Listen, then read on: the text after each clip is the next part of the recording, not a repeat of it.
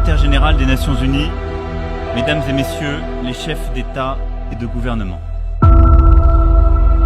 Si j'ai aujourd'hui le privilège de m'exprimer devant vous, je sais à qui je le dois.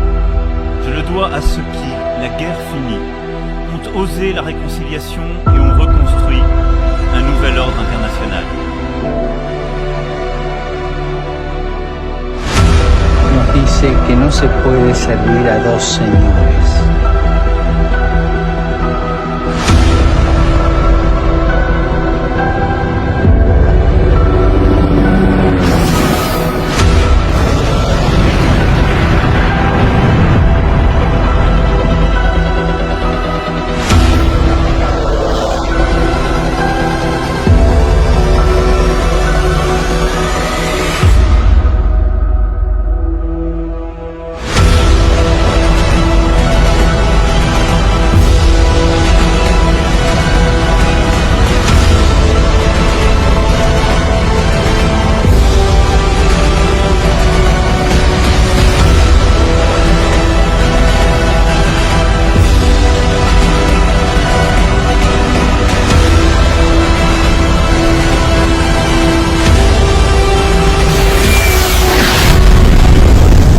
Je crois que notre génération doit savoir que la bête de l'événement est là.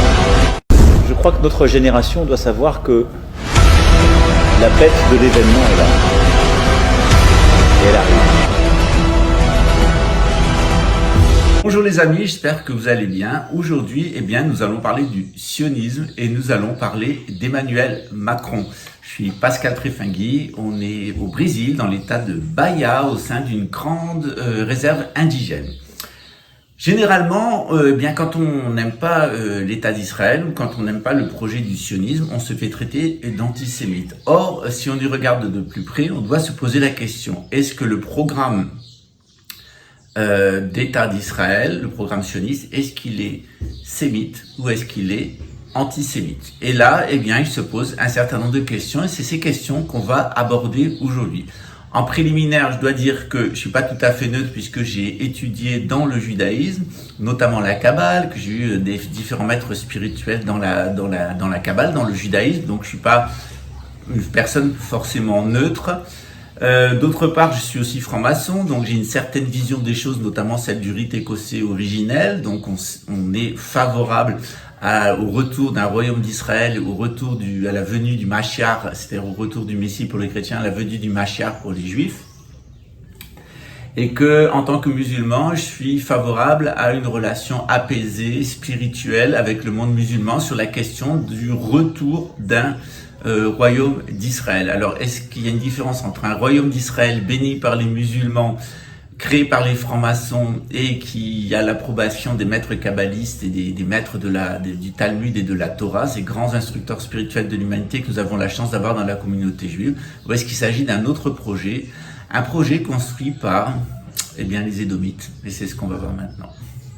Nicolas Sarkozy avait orienté sa campagne électorale en vue de sa réélection à la présidence de la République sur la question de l'État d'Israël. Ça a fort déplu aux Français, notamment à la communauté juive de France qui est constamment séquestrée par la question de l'existence de l'État d'Israël et la question du sionisme. Il faut savoir que le sionisme au début a été rejeté par la communauté juive dans son ensemble et qu'à la base du sionisme, il y a les mêmes penseurs que ceux du nazisme. L'idée, c'est d'avoir deux nations avec leur propre État, leur propre espace de vie. Le premier, c'est la race aryenne qui aurait le droit à son espace de vie, où elle pourrait vivre et prospérer, où seraient exclus les juifs.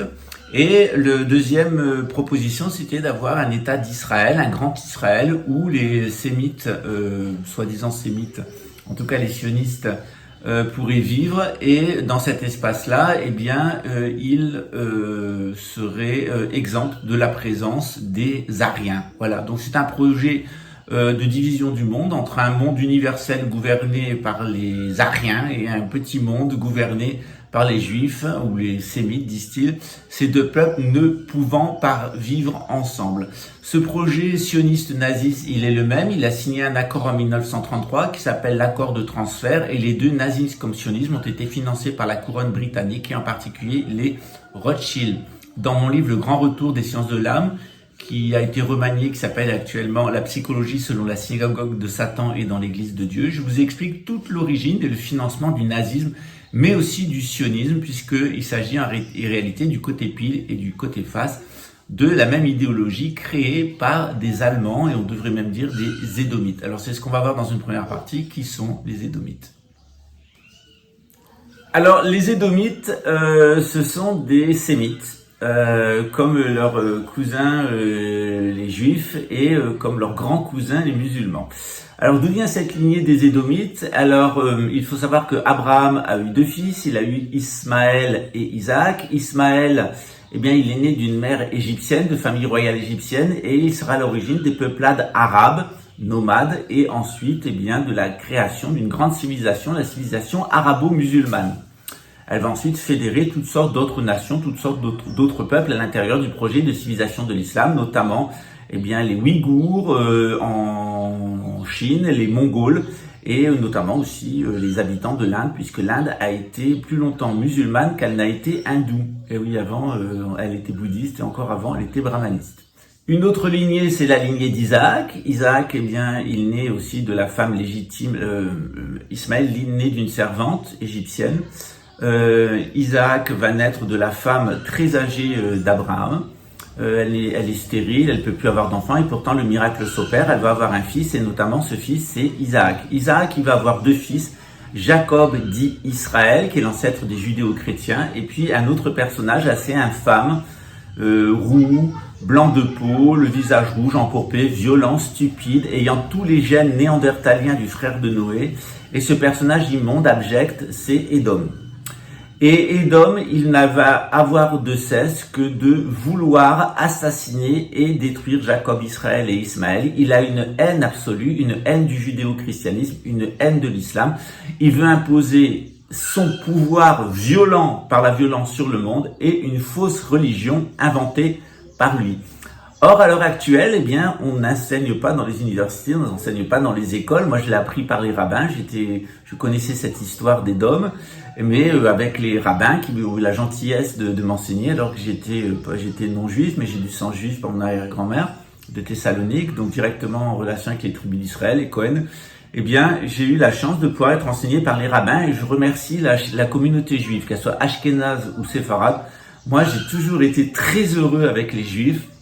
Ils savent que nous, les monarchistes français, eh bien, nous avons une tradition, c'est d'accueillir les juifs en France et de les respecter, de les laisser faire pratiquer leur religion. Tout ce qu'on leur demande, c'est d'être de bons juifs et de ne pas mentir sur leurs origines et de pratiquer la Torah. À partir du moment où ils se mettent à se comporter comme des Édomites, c'est-à-dire qu'ils sont menteurs, voleurs et assassins, qui se mettent à menacer les gens, eh bien, et qui sont pas véritablement des juifs, eh bien, là commencent les problèmes et ils sont plus bienvenus chez nous. C'est du vécu. Donc, les Édomites, eh bien, on nous en cache toujours l'existence. Les Juifs, eux, ils sont très clairs sur ces Édomites. Ils savent que c'est eux qui avaient placé le roi Hérode au pouvoir. C'est lui qui va assassiner Jean le Baptiste. Caïphe était un Édomite. C'est lui qui va commanditer l'assassinat de Jésus. Et puis Ponce Pilate était aussi un Édomite romain. Et c'est lui qui va lâcher Jésus à la foule romaine, à la foule cosmopolite de Rome, où les Édomites eh bien, vont pousser à la haine, au nationalisme, ce qui conduira à la mort de Jésus. Donc on a véritablement un schéma, et ce schéma, il est très connu dans le monde du judaïsme, il est très connu dans le monde de l'islam, mais il est pratiquement inconnu des chrétiens, et c'est pour ça que la question du sionisme et la question du nazisme posent question, et il y a là véritablement un mystère à élucider si on veut comprendre la situation actuelle. Comment se fait-il que la reine Élisabeth à la fois faisait le salut hitlérien, tandis que son père, eh bien, demandait à Rothschild de créer en 1947 l'État d'Israël.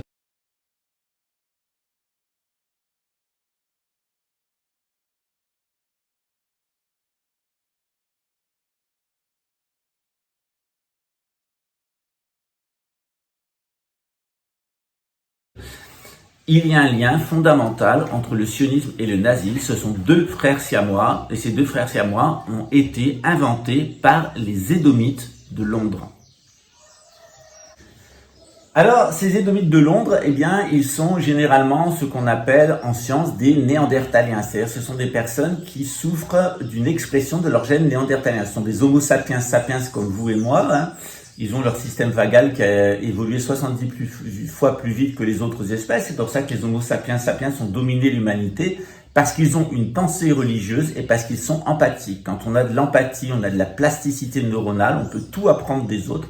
Et quand on a une pensée religieuse, une pensée métaphysique, eh bien, on se connecte au pouvoir créateur de l'univers. En se connectant sur ce pouvoir créateur, on évite de devenir narcissique et destructeur. Et c'est ce qui est arrivé depuis le commencement aux descendants d'Ésav, d'Édom. Le frère de Noé, lorsqu'il est sorti de l'arche, eh bien, c'était un goy. Hein, il faisait partie de la race des goïms, c'est-à-dire que c'était un néandertalien. Il était blanc, il était blond, aux yeux bleus, il était violent, il était stupide. Il était considéré comme un animal, mais son frère prenait soin de lui. Ces gènes de néandertaliens, ils sont à l'intérieur de chacun d'entre nous. Moi, dans mes analyses ADN, j'en ai 0,7%, ça va jusqu'à 4% en Europe. Plus vous avez de gènes néandertaliens, plus vous allez développer 3 types de comportements. Vous allez avoir un système immunitaire très faible. Vous allez développer de la schizophrénie, des troubles de l'identité. Vous allez être dans la confusion mentale et faire appel à des drogues pour vous stabiliser. Et d'autre part, vous êtes enclin au cannibalisme, notamment au darwinisme social. On a un lien direct entre les Édomites et 3 plaies de l'humanité qui sont mentir, voler et tuer. Vous savez que c'est les 3 vœux de base du bouddhisme. Dans le bouddhisme, on dit il ne faut pas mentir, il ne faut pas voler, il ne faut pas tuer. Et on s'aperçoit qu'en réalité, ces Édomites qui ont pris le pouvoir en Europe, parce que c'est eux qui sont derrière la Grèce d'Alexandre le Grand, c'est eux qui sont derrière Rome, et c'est eux qui sont derrière Charlemagne, avec cette volonté de créer un nouvel empire romain en falsifiant le christianisme avec le catholicisme romain. Et tout ça a abouti à une nouvelle falsification du christianisme qu'on appelle le protestantisme, l'anglicanisme, et à un pouvoir monarchique mondial qui est celui de la couronne britannique qui règne sur le plus grand empire au monde. Ça va de l'Australie jusqu'au Canada, en passant par tout le Commonwealth en Afrique et la Grande-Bretagne. Ces Édomites, eh bien, ils en ont après les Juifs, et c'est eux qui sont derrière leur persécution. C'est une jalousie entre frères jumeaux. Et pour se débarrasser des Juifs, eh bien, la couronne britannique et puis les Édomites allemands ont financé un certain nombre d'imposteurs. Et le premier de ces imposteurs, c'est Adolf Hitler, évidemment, dont le maître à penser était Rudolf Steiner. Hein, c'est la société théosophique. Au début, on a le spiritisme français, financé par les Édomites, les nationalistes français. Puis on a la théosophie, financée par la couronne britannique. Et puis on va voir l'anthroposophie de Rudolf Steiner, qui est une composante importante du nazisme. Il était un des maîtres à penser d'Adolf Hitler et des nazis. Donc Theodor Herzl, il est l'équivalent d'Adolf Hitler du côté juif, tout comme on a un Hitler édomite, on a du côté des nazis, on a un Hitler qui veut séduire les juifs, hein, tout comme on a séduit les chrétiens avec Adolf Hitler, on a séduit les juifs avec Theodor Herzl. Alors au début c'est le rejet total, les rabbins ne veulent pas entendre parler du sionisme, c'est une monstruosité, puisque Theodor Herzl dit si vous voulez rester dans le monde arien, vous devez vous convertir à la religion des Ariens. Alors d'abord c'est au catholicisme romain et ensuite c'est au nazisme, et on a des juifs importants qui ont rejeté le judaïsme pour adopter le nazisme.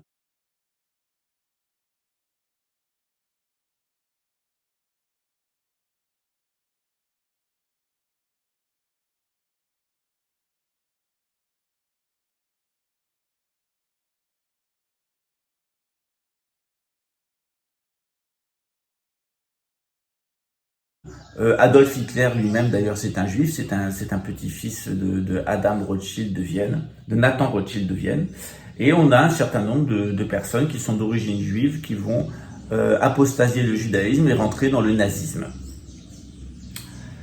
Theodor Herzl, il nous dit, eh bien, il faut créer une colonie juive, enfin, une colonie sioniste en Palestine. Ça va être fait dès la fin de la guerre de 14. Il y a des colonies allemandes qui se posent là.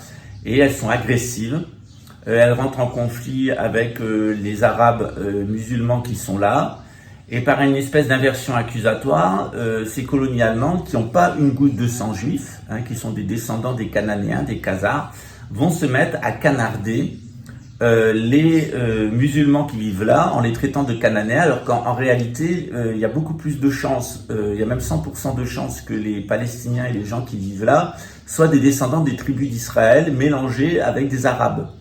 Donc on a là une chose absolument incroyable, c'est-à-dire que les descendants des 12 tribus d'Israël se font traiter de Cananéens et se font tirer dessus par des gens qui, eux, sont les descendants des Cananéens et prétendent être des Juifs propriétaires de la terre. Alors ça va s'envenimer en 1947 avec la création de l'État d'Israël, et puis il y a la grande catastrophe, c'est-à-dire en une seule journée, eh bien il y a des milices sionistes qui vont déporter une quantité très importante d'Arabes musulmans qui sont des descendants des tribus d'Israël et qui vont les chasser en dehors de ce qui devient le territoire national de l'État sioniste. C'est un État laïque, c'est un État anti-juif et qui entend fonctionner sur le nationalisme juif, tout comme il y a un nationalisme chrétien qui est le nazisme. Ils veulent fonctionner sur un nationalisme juif complètement laïque. Hitler, c'était un laïque. Le nazisme, c'est une laïcisation du christianisme, une parodie de l'empire de Charlemagne. Et de l'autre côté, c'est pareil avec l'État d'Israël. L'État d'Israël, à l'origine, il l'est plus maintenant, c'est un État laïque basé sur le nationalisme sioniste et qui est socialiste. Petit à petit, il va abandonner le socialisme et devenir un État hyper capitaliste. Et à l'heure actuelle, l'ambition de la couronne britannique et de ses agents comme Jacques Attali et son frère, qui travaillent dans l'armement en France, et les nanotechnologies, Big Pharma, c'est de créer un nouvel ordre mondial qui serait gouverné par les Édomites. Et puis, on aurait convaincu les Juifs de venir vivre là et de se mettre au service d'Édom, des Ad-Édom. Voilà, donc séduire les Juifs, les amener là et les mettre au service des Édomites et de faire de Jérusalem la capitale du nouvel ordre mondial. Alors évidemment, ce programme-là, et c'est la deuxième partie, il y a des oppositions. Vous savez que Luxembourg a voté contre la création de l'État d'Israël, le Vatican y était opposé aussi. Et puis tout le monde a cédé, l'État de Luxembourg, la monarchie luxembourgeoise était opposée et le Vatican était opposé, mais l'État luxembourgeois a fini par aller du côté sioniste. L'État luxembourgeois, c'est la trahison du Grand-Duché. La trahison de Luxembourg, c'est l'État luxembourgeois. Voilà. On aura l'occasion d'en parler souvent de l'État luxembourgeois. Là, ils vont les modifier génétiquement. Hein. Et avec la direction générale, ils vont les amener à Jérusalem. Et puis après, avec Elon Musk, ils iront sur Mars, là, parce qu'ils seront parfaits génétiquement. C'est du vécu, ça m'a été dit en pleine tête par un des gogols de service, fils d'une prostituée et d'un portugais de passage, reconverti en boniche à la fin de sa vie dans le Pfaffental. Pfaffental, c'est une vallée de Luxembourg, quand on tire la chasse d'eau, c'est là où la merde descend. Et donc ce personnage infâme, Crawford, de là, m'a raconté que la direction générale lui a dit qu'il fallait faire de la psychotronique et des injections parce qu'ils allaient muter génétiquement et que son fils serait parfait génétiquement, qu'ils allaient vivre en Israël parce que leur projet c'était de détruire l'Europe, Luxembourg notamment, et qu'après ils iraient sur Mars, à Guinée, faut être le fils d'une boniche et d'un portugais de passage et faire de la psychotronique pour croire des histoires pareilles. Mais il faut dire qu'à la sécurité intérieure luxembourgeoise, on est particulièrement ravagé du cerveau et on y est aussi particulièrement sioniste. Parce qu'à Luxembourg, si vous êtes juif, ou vous apostasiez et vous devenez un nationaliste luxembourgeois, ou vous dégagez en Israël. Alors imaginez-vous, ils ont essayé de me faire dégager en Israël et ils ont vu que j'étais pas du tout un nationaliste luxembourgeois. Voilà, donc ça a été la guerre entre la direction générale, meine Führer, meine Junker, les gogols néo-nazis de l'État luxembourgeois.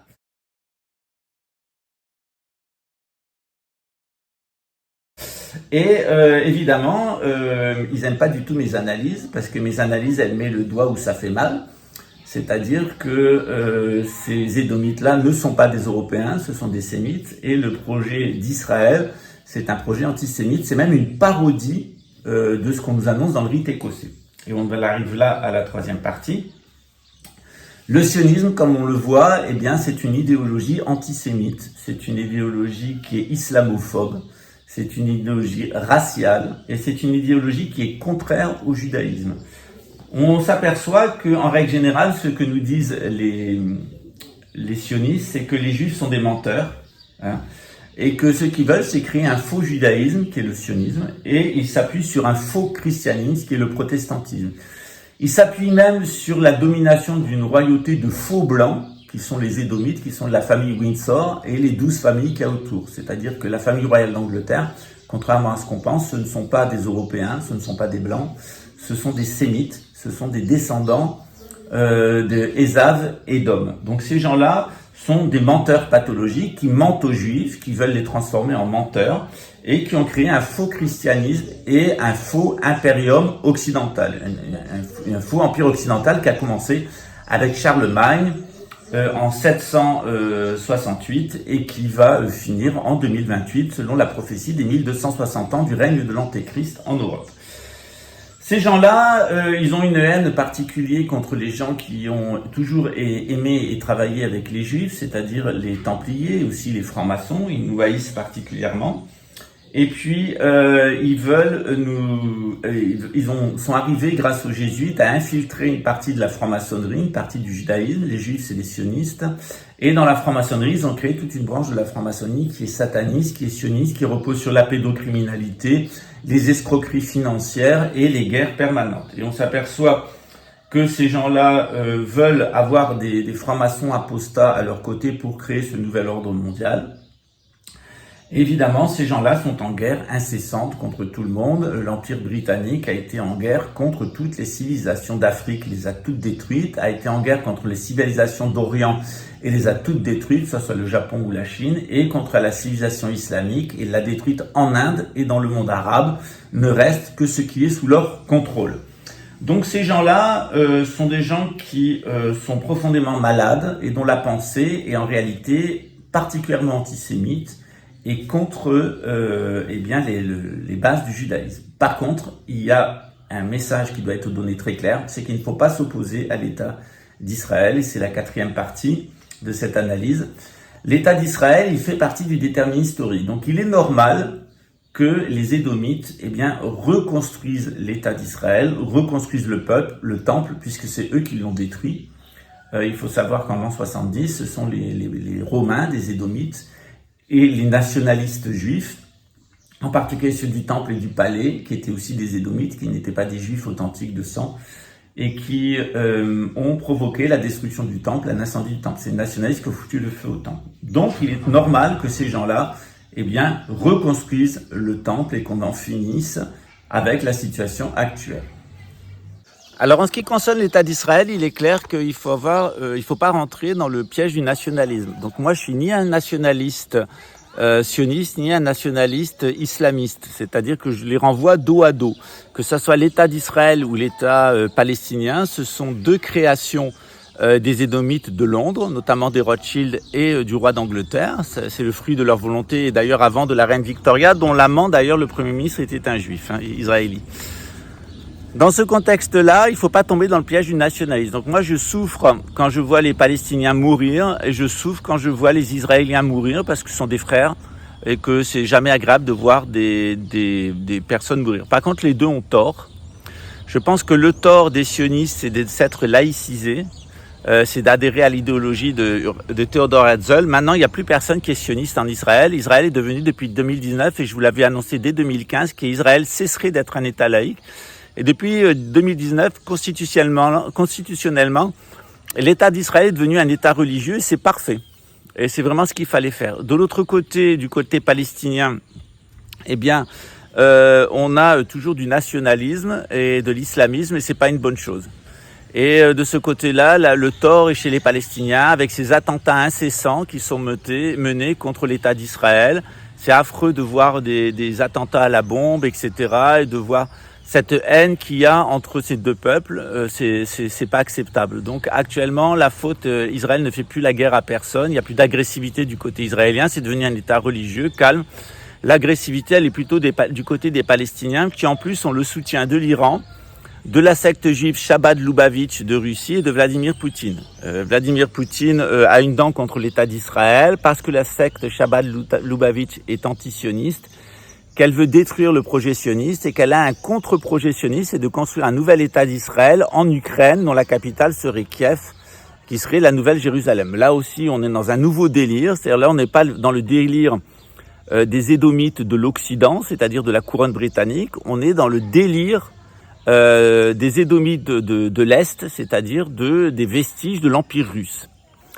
Les Français, on a connu un espèce de délire comme ça, de vouloir créer un État juif judéo-chrétien. C'est